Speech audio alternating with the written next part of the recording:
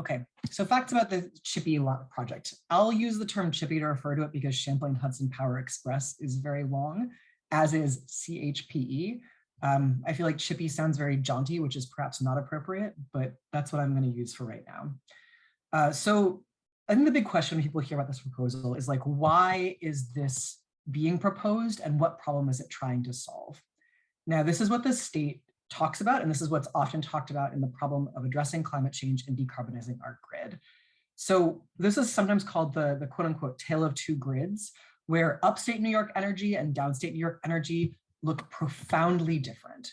So this is data from 2018 about production of power. So because it's in 2018, you'll actually see on the right side here some yellow, which is nuclear. That is no longer the case.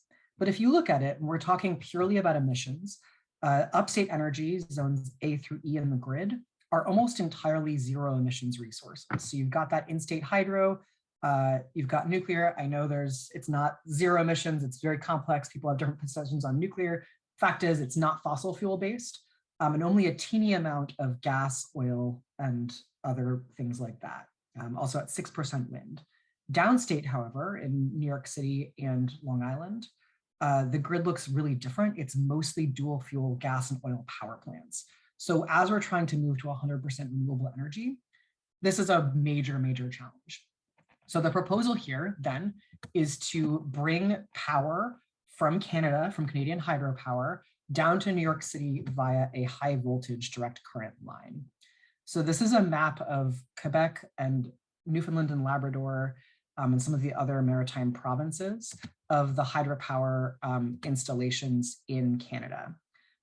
Please note here that these installations marked in green are just the locations of turbines and actual generating facilities. The actual area covered by these hydropower complexes are larger. In one case, the James Bay project, are actually larger than New York State in total amount of land that's been altered and water resources that have been diverted to make this power. The project route would come down underneath the Lake Champlain. It would be a 338-mile electric cable project from the Canada border down to New York City. About 60% of the project is submarine, going underneath Lake Champlain and then through the Hudson River using a jet plow, which will be talked about later in this meeting. And about 40% of the project is terrestrial. It would go on land through at least 39 communities and 15 counties, including the city of New York. So you'll see here this map. Again, these slides will be available to you, but this map shows where the line is going and which municipalities are going to have the terrestrial project within their area. This cable is owned by the Blackstone Group. It is a private equity firm. It's one of the largest in the world, and it's the majority owner of both the Champlain Hudson Power Express and the New England Clean Power Link, which some of you may have heard about, which is another project to bring Canadian hydropower down to New England in the Northeast. So in March of 2020, New York Governor Andrew Cuomo announced that he was charging his high-level aides, including Bill Mulrow, with rebuilding New York's economy in the wake of the COVID outbreak.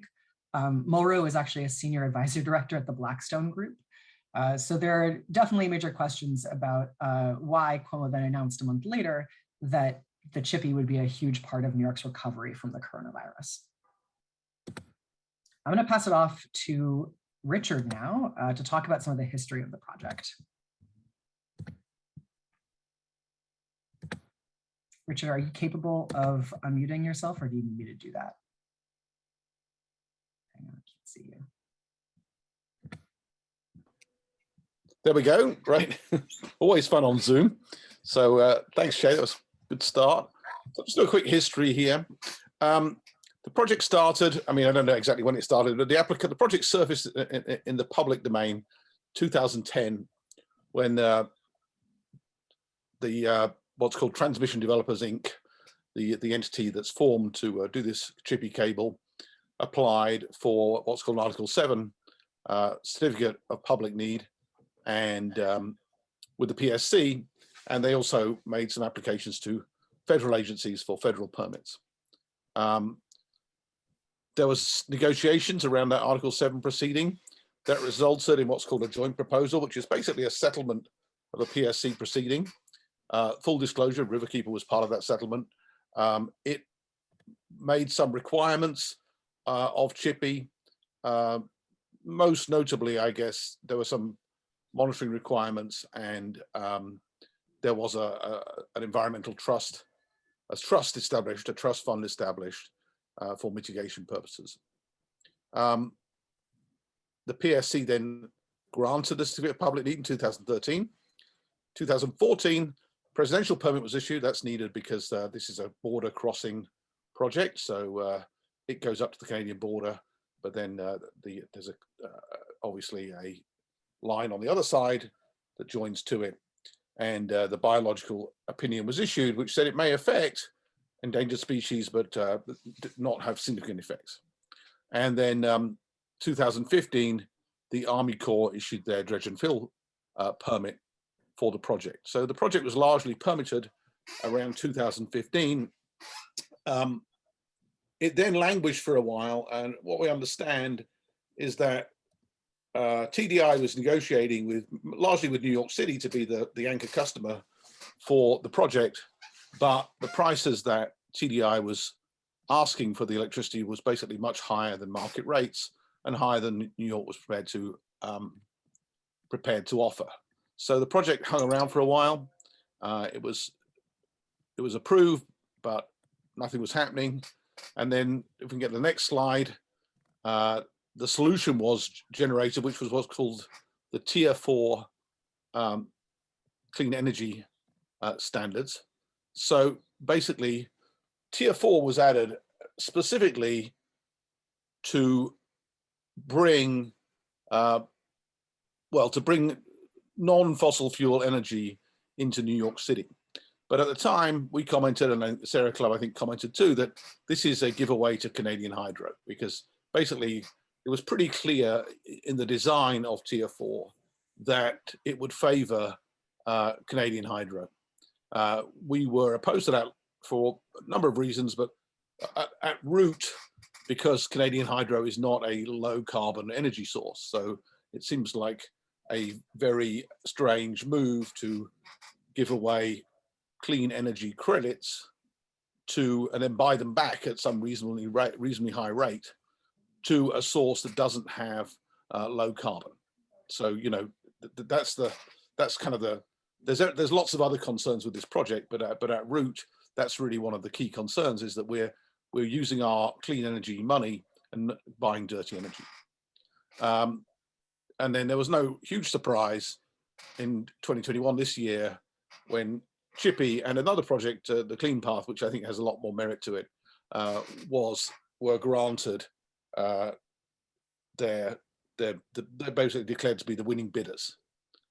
And this week, the contract has been approved by NYSERDA and has been sent over to the PSC, and the public comment period has opened. And I see somebody commenting in the chat, why is it not low carbon?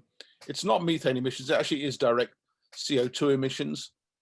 Basically, the wood in the forests that are flooded gradually is released. It's most when the impoundments are young, but it continues for a long time and ends up being comparable to fossil fuels in many cases. But I think there's more to come on that. So let me shut up and let you continue. All right, thank you so much, Richard, for that overview of the history. So we'll talk more about that in the next section. We're really trying to just get the clear-cut facts here. So there is a public comment period until February 7th, 2022. And we'll talk more about ways that people can take action once we get to the end of our presentation and answer some questions. So I'm going to move now into some concerns and considerations of the CHPE. So we're moving away from just like the basic kind of who, what, when, where, how, why, and now talking a bit about the concerns that our organizations have and some of the reasons that we think it is not what it is cracked up to be. So I'm going to start speaking for Sierra Club and say that one of our real primary concerns here is Indigenous sovereignty. So as you know, much like the United States, Canada is a settler society in which Indigenous people have been dispossessed of their land. The legacy dams that Hydro-Quebec owns and operates were all built without First Nations free, prior, and informed consent. Moreover, while Hydro-Quebec has struck a deal with a couple of First Nations, specifically, there's an agreement with some of the Crees around the James Bay project, and also a joint ownership agreement on one section of the Chippy with a Mohawk Nation whose territory the line goes across. Many others have not received compensation, and Hydro-Quebec will often foreground these nations that it has deals with, relying on the fact that many settlers do not understand that these are all sovereign nations and that they are not a monolith, right? The First Nations communities are not monoliths. A key issue for Native communities is that when you flood the boreal forest to build these dams, it actually releases mercury into the food chain. It creates methyl mercury, which builds up in the food chain and bioaccumulates as it goes up. And so there are actually a number of studies that have found very high levels of mercury poisoning among these communities that rely on fish and traditional foodways. There is an alliance of five small First Nations, along with the Innu Nation of Labrador, that have specifically requested that US states and municipalities not contract with Hydro-Quebec and the Chippy line due to Hydro-Quebec's ongoing refusal to compensate them for the loss of their lands and lifeways. So you can check out quebekhydroclash.com there. Also, I know we have some representatives on this call from the North American Megadam Resistance Alliance, and their website is also a really great resource. I'm wondering if one of you could pop that in the chat because it's so good. They've specifically requested this of New York City, which would be buying a substantial amount of power from the Chippy, and have also commented in the Public Service Commission docket. So here we actually have Native nations that are specifically requesting that New York not go this route. Over 1/3 of Hydro-Quebec's electricity is generated on illegally utilized Native lands, and many of these remote communities do not themselves have electricity, despite their traditional territories being used to generate electricity for Quebec Settler Society and now revenue for the Quebec government. I'm going to pass it off to John. Let me just unmute you here. Trying to unmute you. Did you get that? Oops. Sorry, you're muted, John. All right. Good afternoon, everybody. First of all, I want a disclaimer. I feel very inadequate to represent all the various complex issues that Chippy presents. I'm a generalist and wish that I could specialize. The overall thing I think I'd like to communicate to everyone is that this isn't a project in isolation in the history of the Hudson River. The Hudson River, because it provides a sea level pass through the Coast Range at Bear Mountain, has been historically used to support human interests. So the railroads led in from here, the canals, the Champlain and Erie canals led from the Hudson to the center of the continent. The river, because of that special geography, has paid an enormous price. And if I had time, I could document how much of the river's ecological integrity have been destroyed in the course of European human development. So for us at Riverkeeper, we were hoping that society would take a turn now, and instead of using the river more, we would dedicate ourselves to restoring the Hudson. And it turns out that, in fact, now that we have an energy issue and we want to bring truly green energy to New York City, again, we're going to use the Hudson River at the detriment of the river. So I have to move very quickly. There's about 90 miles of the cable is going to be in the Hudson, as has been mentioned and will be covered later. It's going to be jet plowed into the river, which is going to resuspend a tremendous amount of sediment and legacy contamination, such as PCBs. Everyone should be aware that the Hudson, while it looks beautiful when we look out a window or from our patrol boat, the New York State Department of Health recommends that women of childbearing years and children eat no fish from the Hudson River south of Fort Edward. It's such an indictment and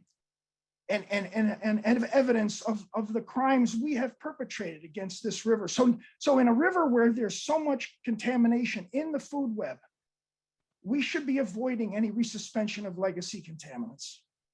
Another point I want to make very quickly is that these cables will carry 1.25 times the power of one of the Indian Point reactors. So a massive amount of power. And cables, DC cables like this produce electromagnetic fields. The studies looking at how much electromagnetic fields affect fish migration and fish behavior are just baby studies. It's not a fully known science, but what we do know is that it affects from the early life stages of fish through their life. It affects many levels of their behavior and their life cycles. So particularly of interest for us are the Atlantic sturgeon, which used to, there used to be 4,000 or 5,000 female spawning age sturgeon in the river, it's estimated. Now there are a couple hundred, and they migrate up the river using the Earth's magnetic field. And we're going to be laying a magnet down the length of the entire migratory corridor for these fish. No one has ever done that before. We're experimenting with the Hudson River. We won't know the consequences for these fish for about 20 years because that's when they sexually mature and return to the Hudson their first time to spawn. I'll leave it there because I see my time is running very short. I just want to say again to stress, the Hudson is far from a virgin, untouched river. It's a river that's perhaps been beaten more than many in the United States or in North America. The time to stop beating it is now. And instead, we as a society are going to use the river again as a convenient way of bringing power to New York City because the land under the river is free to the developer versus the land on shore, where they have to buy easements. I'll stop there. Thank you. Thank you, John. Another concern that Sierra Club has is a question about how much real emissions reductions are going to come from this cable. So this is a little complicated and wonky, so bear with me here. I hope I can explain it really well. Basically, the line you'll hear from Hydro-Quebec is that this is excess power that's going to waste. So essentially, they have all these dams that are producing so much power, and most of it goes unused because they cannot bring it to the market where it is most needed. However, there have been several analyses of Hydro-Quebec's own data done by the analytics firm Energist, one for New England and one for New York, actually, that looks at the total amount of power that they generate and their existing exports, because there are a number of existing, what they call cable interties, connections to different parts of the grid coming from Canada. And Hydro-Quebec actually already exports most of their excess power on these existing transmission lines, and in some cases, essentially all of it into different power markets. So that includes power markets like New Brunswick, whose power is heavily dependent, besides the Quebec hydropower, on coal and oil. It includes the Midwest ISO, which also has a lot of coal in it. It actually currently includes some of upstate New York. We are getting some of that Canadian hydropower already. And it includes a couple of other markets as well, where they shunt different hydropower sources across Canada. Hydro-Quebec, these analyses show, does not have enough capacity to meet domestic demand, export power at its current rate, and service new transmission to New England, including New York City and Boston. So what that essentially means is that if they are entering into these long-term contracts with the city of New York and various other actors in New York City, they will need to shunt their existing power exports into the New York market from the other places it's currently going.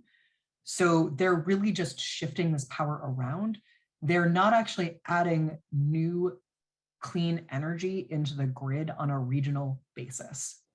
So as an example, if Hydro-Quebec enters into this contract with New York City and starts exporting 1,250 megawatts of power, don't worry about what a megawatt is if you don't know, it's fine. Just it's a large amount of power here, and they stop exporting that much power to New Brunswick. New Brunswick's load demand for energy will have to be satisfied by ramping up production at some of its fossil fuel plants, right? So if you look at this accounting, if they're just moving the money, the power around, you're kind of just breaking even in a lot of cases, if not going backwards. If instead they're seeking to expand new generation capacity, you're looking at a potential investment in dam upgrades or dam expansions. or possibly in other forms of energy, right? So it's possible that they could build a lot of land-based wind, but their business model relies heavily on these large Canadian hydropower impoundments and complexes. So a question there is like, why is the company so interested in just moving this power around? And the answer is that because it's currently exporting on the spot market, it's basically selling this power whenever it's got some extra and the grid is accepting it.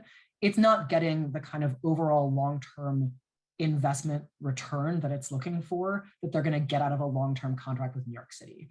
Essentially, because they are prohibited from raising rates on Quebec ratepayers, it is a public corporation in the province of Quebec, they need to get that return on their spending from other consumers. And one way of doing that is to lock in these lucrative long-term contracts. We're going to talk a little bit about the threat from new dams on the next slide, but one possibility here is that if they can't satisfy all of their existing customers, they move to expand their current dam complexes, or they build potential new impoundments. And I'm going to turn this over to, I'm sorry, I forget who from Riverkeeper is taking on this slide. John. John, excellent. Thank you for the reminder. All right.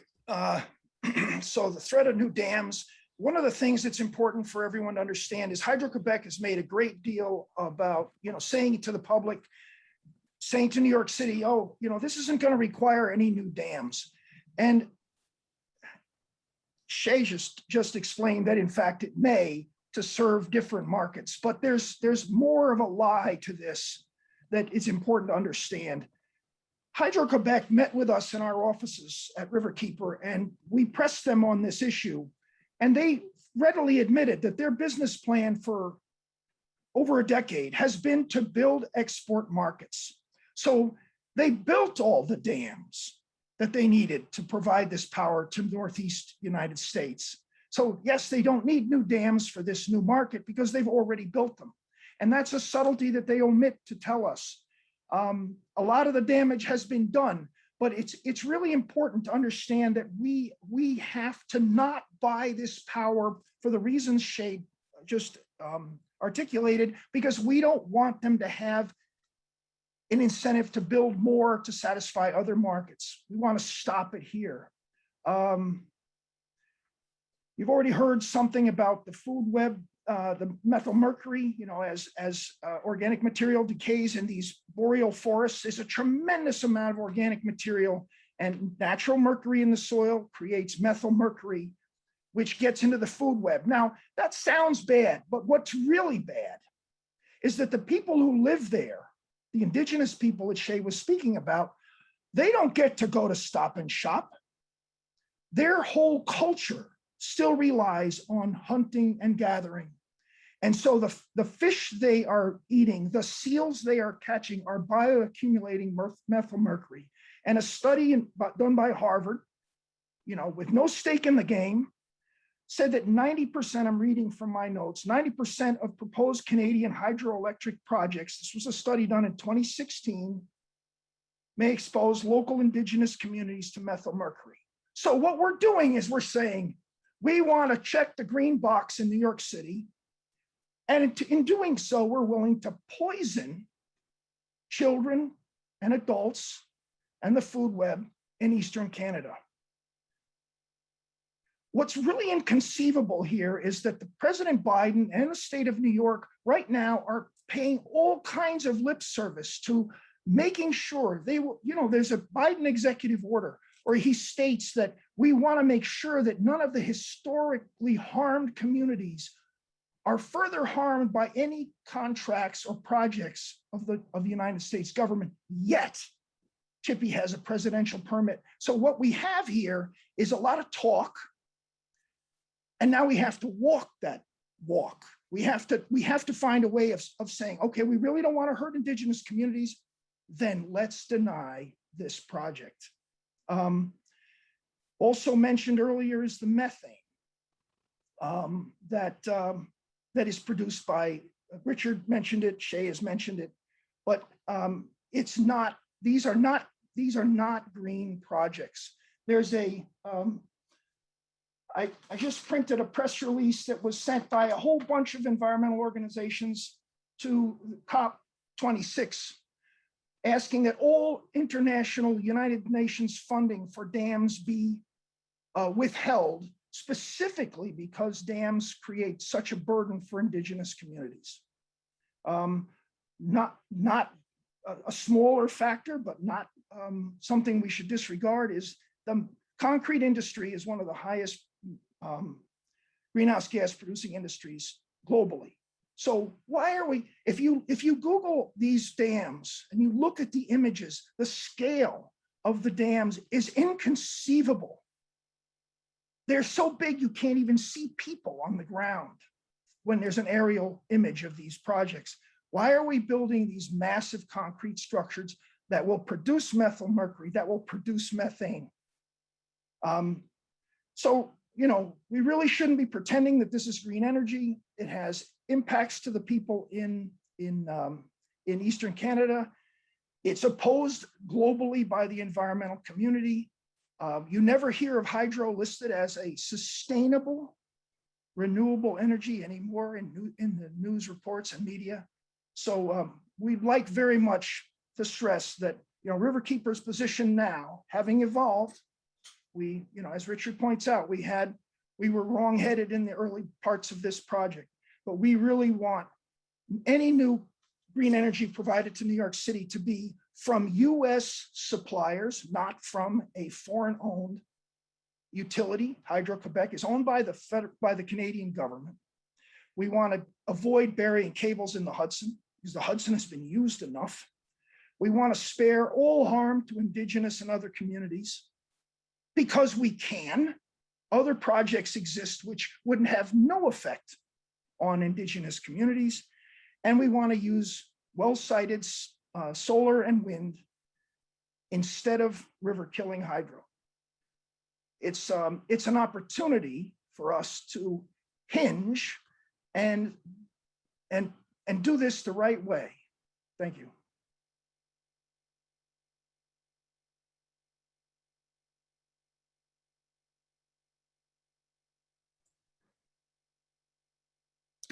All right, is that me?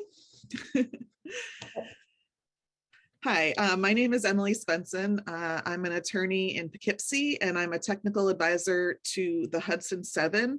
And I'm just going to spend a few minutes talking about one other problem that this project presents, which is its threat to the drinking water supply in the Mid-Hudson Valley.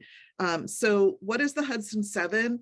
The Hudson 7 is an intermunicipal council, the Hudson River Drinking Water Intermunicipal Council, and it's comprised of 7 municipalities that draw their drinking water from the Hudson River.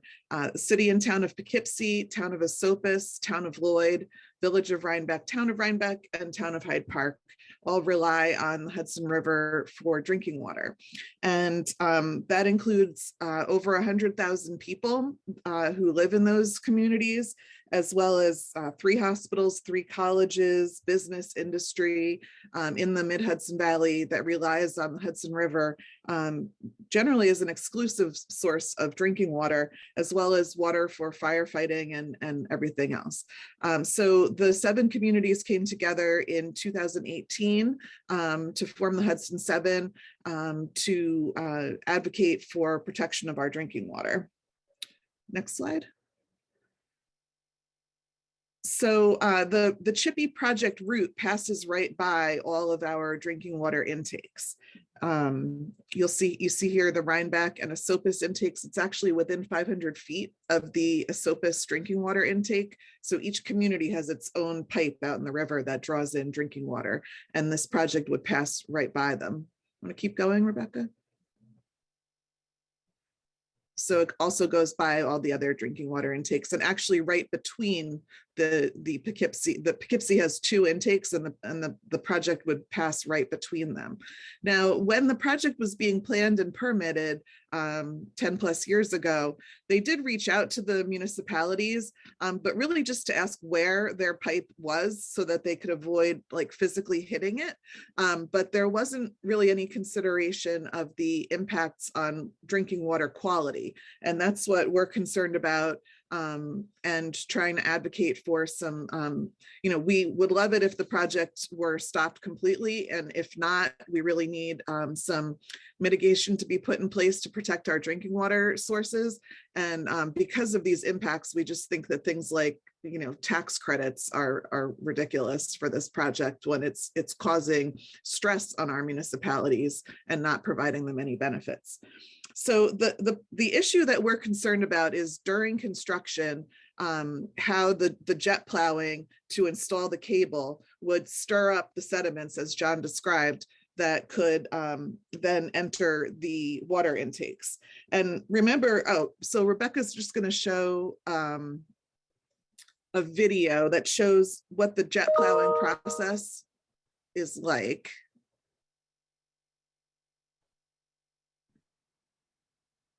I think the first couple of minutes is all we need, Shay. Oh, is it Shay who's controlling the slides? Sorry. I think it's around is it minute 3 where you can really see it?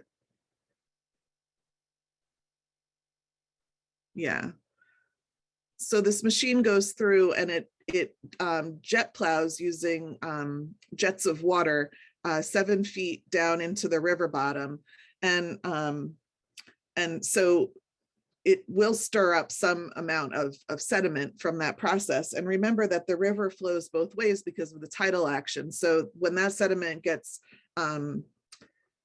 suspended, it doesn't just flow downstream. It could flow both ways and it can stay suspended for some time. Okay, so this is a good section of the video where you can see how the jet plow works to lay the cable into the water, into the river bottom, and in the process stirs up the sediment.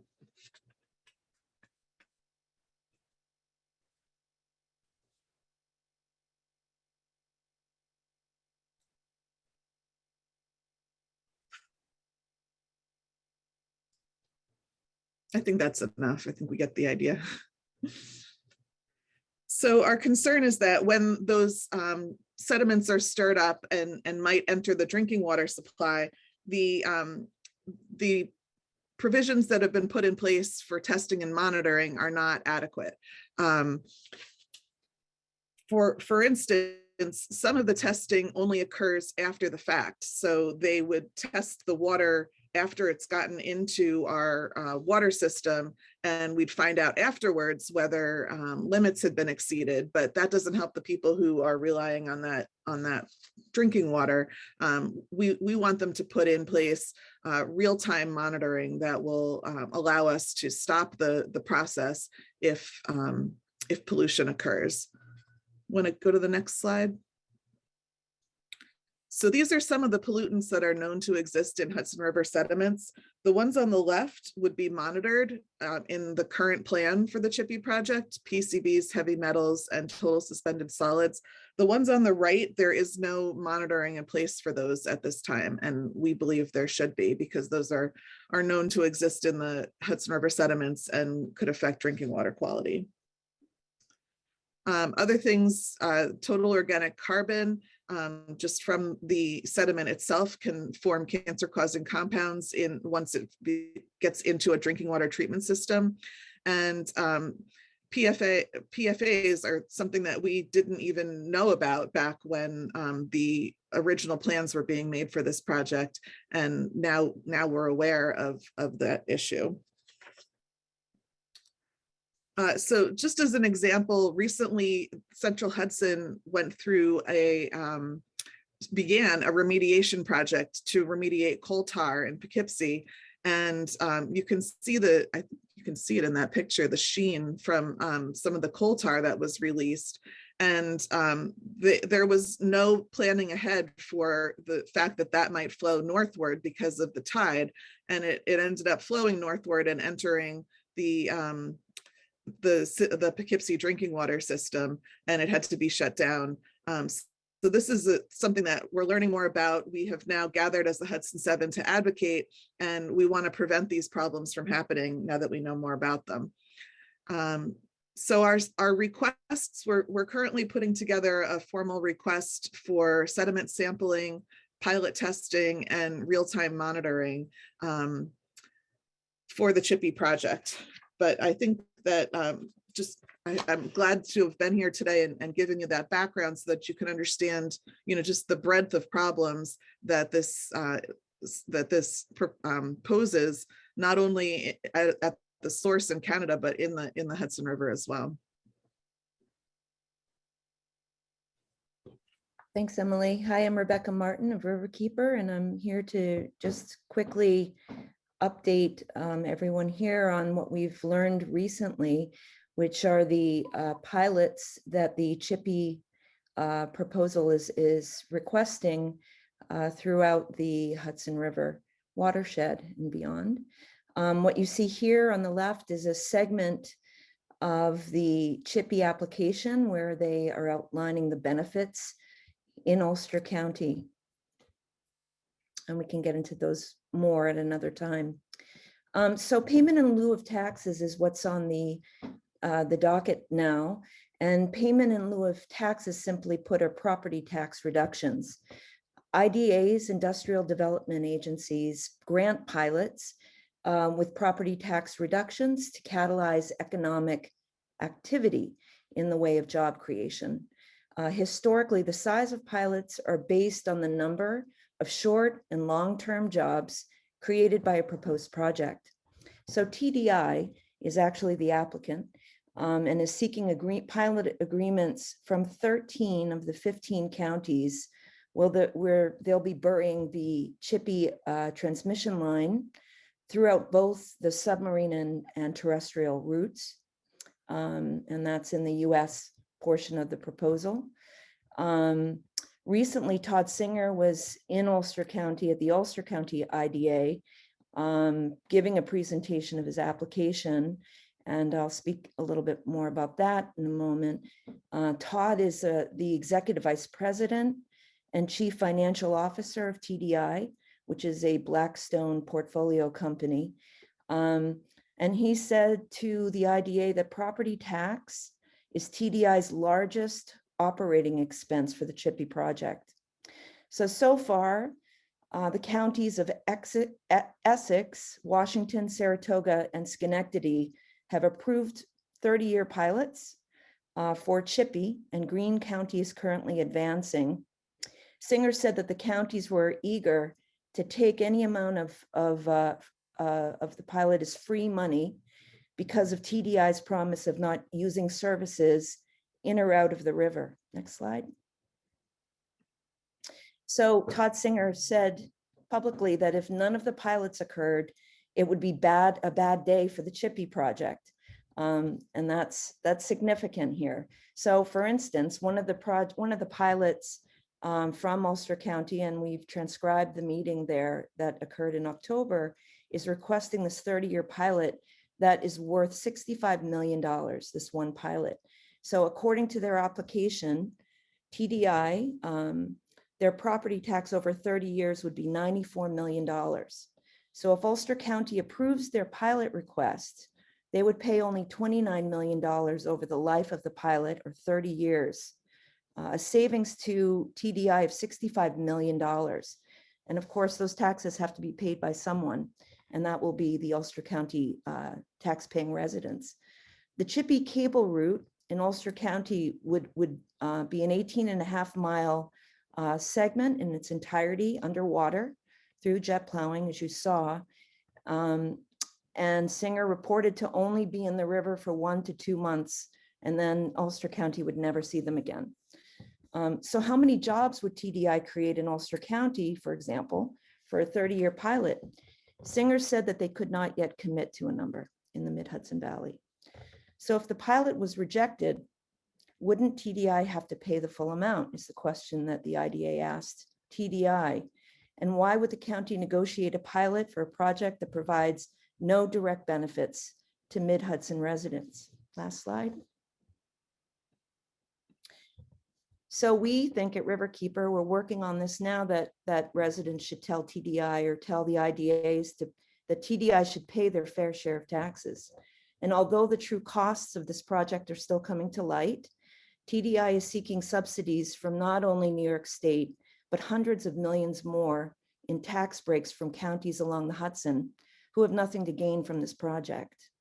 So Riverkeeper will continue its research and communications to all of our members and partners regarding Chippy pilot requests. And we encourage advocates to contact their county IDAs today who are engaged with TDI, as well as their county legislators, to let them know that you oppose Chippy pilots. So more to come. Thanks so much.